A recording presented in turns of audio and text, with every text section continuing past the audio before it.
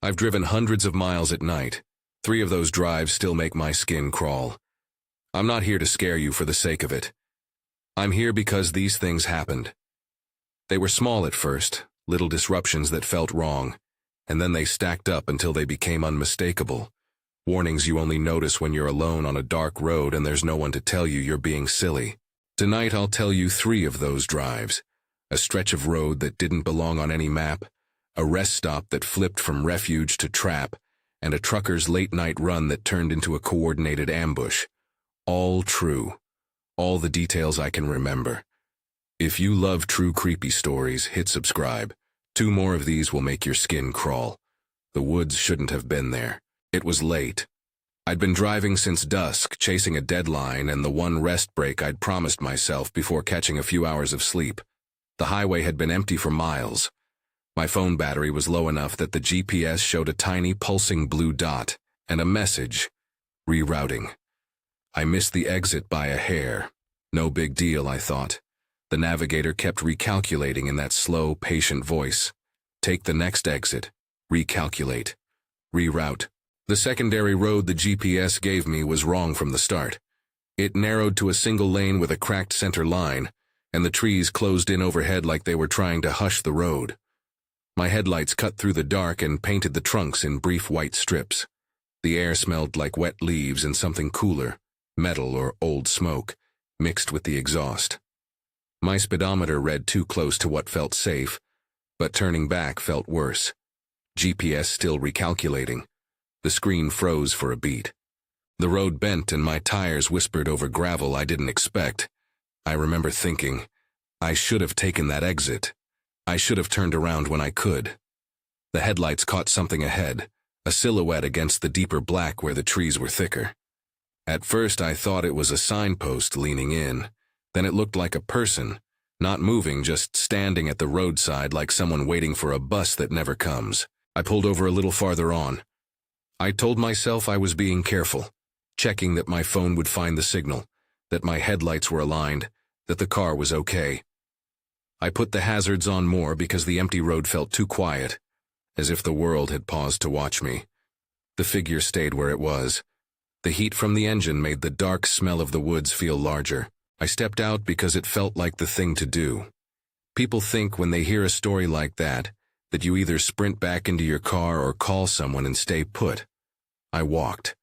Not because I was brave, just because one foot was in front of the other and the road had a pulling quality that felt stupid to resist. The grass along the shoulder bent under my shoes and a moth, big as my palm, circulated the cone of the headlights before disappearing. The road ended in a fence. A chain stretched across, sagging low, with a rusted padlock hooked through a loop. There was no sign of construction. The fence didn't belong. The GPS still showed the blue dot sitting on the wrong side of a road that, officially, should have continued. I walked back to the car, and when I reached the driver's side, the man was there, right behind me, close enough that the warmth from his jacket brushed my back. He asked a question like he'd asked it 100 times. You lost? The voice was ordinary, friendly even. It slipped into the space where alarm should have lived and softened it with a normalness that felt worse than anything rough. I stammered something. No, I was fine, because people forget how to speak when their brain is doubled over with possibilities. He stepped closer and smiled, and for a moment his hand was visible, long-fingered and steady. There was no sudden revelation, no dramatic shove. He said he'd seen my car earlier, looked out for me, thought I might need help. The way he spoke had the rhythm of someone who practices this, moves in and out of casual concern, and then watches what you do with it. I turned the key, the engine caught. It was the only thing between me and whatever his intention might have been. I drove. I didn't look back. I did something small and decisive, a U-turn where the shoulder allowed, and I poured speed into the highway. Later, well off that road, I saw a car on the shoulder with its hood up and one person standing near the engine, gesturing toward the trees. The same figure? I don't know. Maybe, maybe not. I pulled into a gas station and let the fluorescent lights first soothe and then bleach the memory. I told myself over and over that the fence probably marked private property. He could have been a farmer. He could have been someone checking on a breakdown. I told myself these things because it's easier to sleep that way. But I still think about the space behind my car where his breath might have been. The normalness of his voice that made fear sound ridiculous. That road didn't belong on any map I'd ever seen. The blue dot never quite matched where I was supposed to be. I don't know what would have happened if I'd stayed to ask more questions. I don't know whether the car later on the shoulder was help or another marker. All I know is that when the trees close in and a stranger stands where a road shouldn't be, something primal tells you to move. A rest stop is supposed to mean a clean bathroom, a vending machine, a stretch for your legs. Not that night. I'd been followed for a long stretch before I realized it. At first it was subtle. A car that would slow when I slowed, speed when I sped, matching my lane at a distance. Then it began to close. It pulled out, made a risky U-turn in an empty median, and slid into the lane behind me like someone had practiced the choreography. Headlights flashed in a way that didn't feel like a warning, but like an insistence. Keep going, or stop, or do something. There's a tunnel exit on that stretch of interstate. Low lighting. An arched concrete canopy that creates a shadowed lot. The rest stop underneath is a bowl of silence most nights. I took it. The lot was wrong. It was empty. No semi-cabs, no families sleeping in their hatchbacks, just the white glare of the fluorescent lights spilling into blackness. The vending machine blinked out of order in a tiny, dishonest red. An empty trash can waited where it should have been.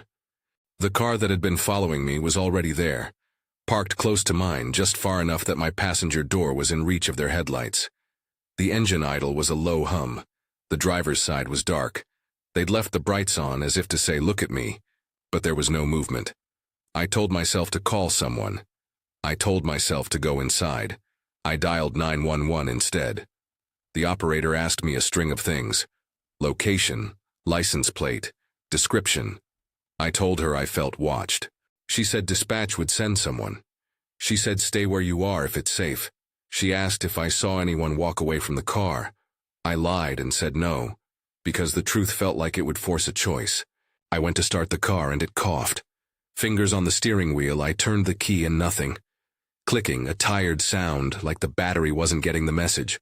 I told the operator and she said help was on the way. The suspicious car started to back out. The driver slow and oddly deliberate.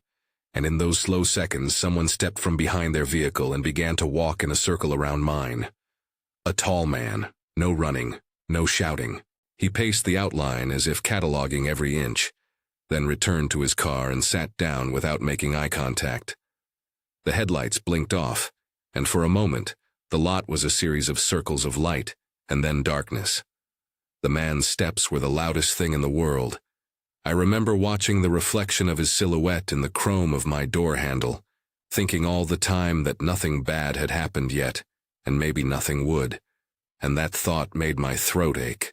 When the car pulled back in and now blocked my exit, the operator asked if I could identify the other vehicle clearly.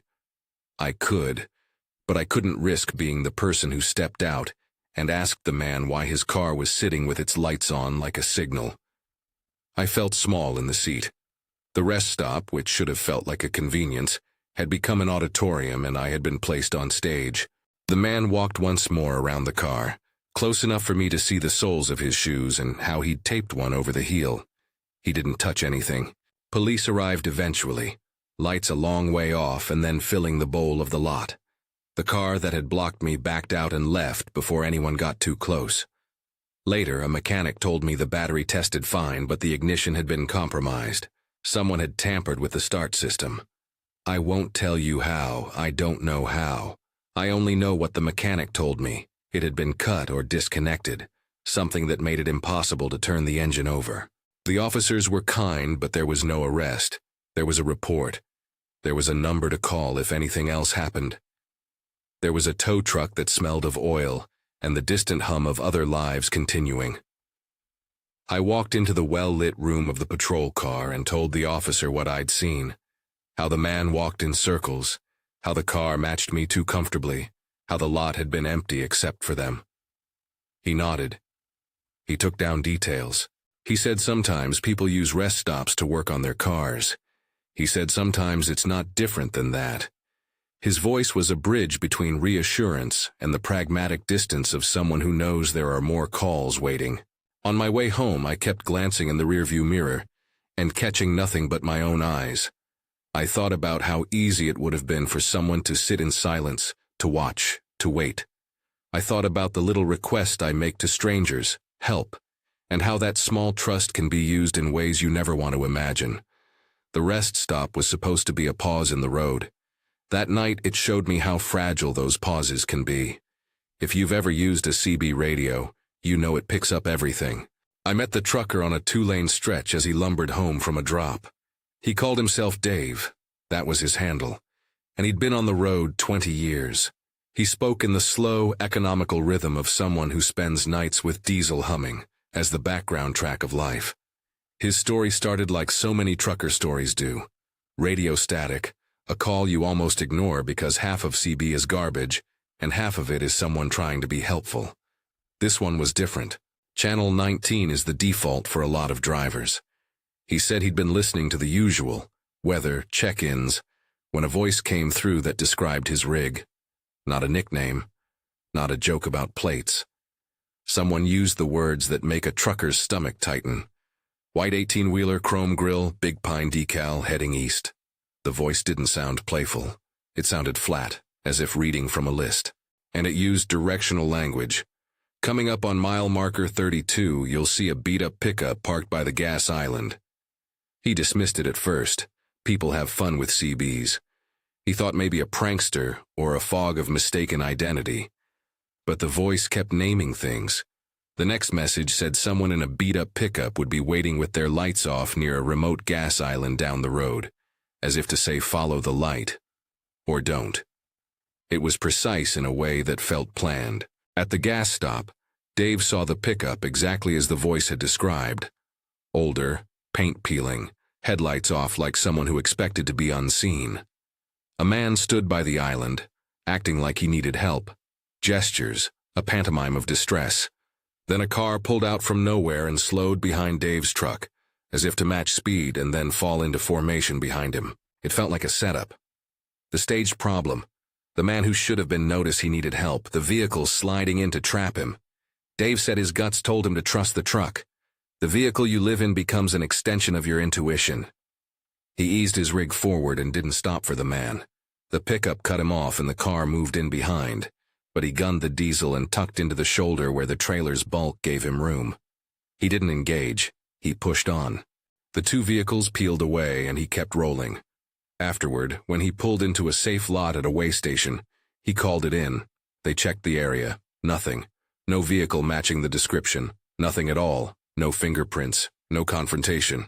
Only the memory of someone on the radio naming his truck in a way that suggested they'd been watching. He told me he'd seen patterns before. A voice on the air, a staged breakdown, a vehicle that appears to herd drivers into an isolated place. The really chilling part wasn't the near miss itself. It was the knowledge that it could be architected, that people could coordinate the mundane, radio chatter, a fake plea for help, a vehicle in the right spot, to turn the road into a trap. Dave stopped running with other trucks for a few weeks after that. He changed route times. He told other drivers he met at truck stops, and a few kept their own ears tuned for the same voice. He said he never heard it again by the exact same pattern, but the memory stuck like a taste at the back of your mouth. There's a thread that ties these three drives together. It's not a single villain with a single motive. It's a set of small decisions and tools we assume are neutral. A GPS that reroutes without questioning, a rest stop that turns eerily quiet, a CB radio that picks up a descriptive voice. Alone, each detail is mundane. Stacked together, at night, in the wrong hands, they become instruments of control. Every one of those nights the danger was not loud. It was patient. It was ordinary, wearing the face of help. And that is what made it worse. The way friendliness and small favors can be manipulated into something else. The people who behave this way don't have to shout to be dangerous. They move slowly. They test. They wait to see if you answer the wrong way. There's also a counter, an ordinary human counter that shows up in all three stories. a decision made in a tiny split second. I turned the key and drove. I called 911. I refused to stop. Those are not heroic acts. They're survival. They're the instincts you hope you'll have when you need them. They are messy, imperfect, and sometimes they fail. But in those nights, it was enough. I've told you what happened. I haven't solved the why. I can give you guesses. People scouting for targets. People using isolation as a rehearsal for something else. Bored cruelty. A misread of someone trying to help. None of it explains the hollow feeling in my chest when I remember a man circling my car, or a voice naming my truck over a crackling radio. If you drive at night, take those small warnings seriously. Trust the uncomfortable feeling when a situation looks wrong. Call for help early. Stay in well-lit, populated areas when you can. But also know that you can't predict everything. The roads are big and the night is patient. Has anything like this ever happened to you? Tell the story in the comments, what you saw, what you felt. It helps to know we're not the only ones who've had the hair on the back of the neck moments. If you found this helpful or creepy in that way that sticks with you, like and subscribe for more real encounters. Drive safe, keep your lights bright, your radio tuned, and your instincts sharper than your map.